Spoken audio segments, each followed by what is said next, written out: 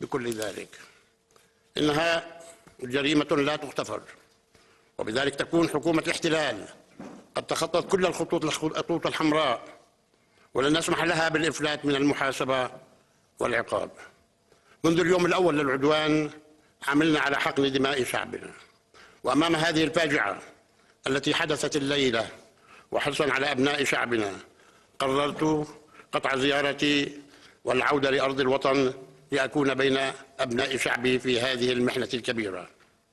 كما اتفقت مع الأشقاء في الأردن ومصر على إلغاء القمة المقررة في عمان اليوم مع الرئيس بايدن، وأدعو الجميع في هذه اللحظات لرص الصفوف والوحدة وعدم حرف البوصلة وعدم الانجرار للفتن التي لن يستفيد منها إلا أعداء الشعب الفلسطيني.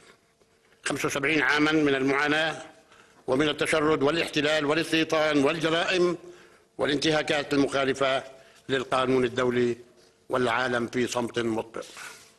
حذرنا المجتمع الدولي من عواقب جرائم الاحتلال الإسرائيلي، وأطالب في هذه اللحظات العصيبة بمحاسبة حكومة الاحتلال وتوفير الحماية الدولية لأبناء شعبنا. اتخذوا عشرات القرارات للحماية الدولية لشعبنا ولم يطبقوها لأن أمريكا لا تريد أن تطبقها. هذا العدوان على أبناء شعبنا يجب أن يتوقف، وهذه الجرائم يجب أن تتوقف. لن نسمح بنكبة جديدة في القرن ال21، ولن نقبل بأن يهجر شعبنا مرة أخرى.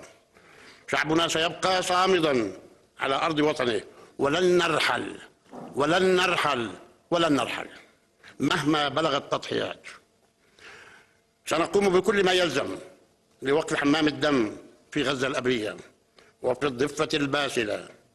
إن أي كلام غير وقف هذه الحرب لن نقبل به من أحد إطلاقا، وعلى مجلس الأمن تحمل مسؤولياته وأن يبادر إلى إصدار قرار بإدانة هذه الجريمة ووقف العدوان فورا.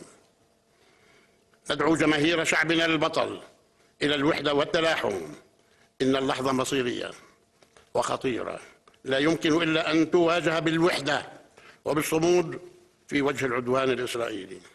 أتوجه بتحية التقدير لجماهير شعبنا في قطاع غزة البطل وفي كل مكان، وأقول لهم إن المخطط الإسرائيلي بتهجيركم من أرض وطننا لن يمر، وسنتصدى له بكل السبل. ونقدر موقف كل الدول العربية التي رفضت الهجرة والتهجير، كل الدول التي تدعو إلى عدم التهجير ولا تسمح به، نقدر موقفها. شعبنا لن يركع ولن يستسلم وسينتصر.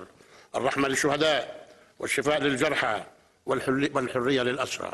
سنبقى في حالة اجتماع دائم اعتبارا من هذه الليلة لنتخذ القرارات المناسبة من أجل وقف هذه المذابح والمجازر التي ترتكب بحق شعبنا. الاجتماعات ستبقى متواصلة لاتخاذ أي قرارات ترونها مناسبة، ونطالب العالم الذي وقف دائما موقف الصمت أن يتحرك. آن له أن يتحرك، آن له أن يتكلم، آن له أن يقول كلمة. أما أن يبقى هكذا كأن الشعب الفلسطيني غير موجود وكأن الدم الفلسطيني لا قيمة له، الكل ساكت والكل صامت، لا، لن نقبل هذا، لن نقبل من العالم بعد اليوم هذا، ونحن لن نصمد. لكن أهم شيء أن نبقى على أرضنا، لن نرحل من أرضنا، ولن نسمح لأحد أن يرحلنا من أرضنا كما فعلوا في الماضي. الماضي لن يتكرر، 48 و67 لن تتكرر. هنا باقون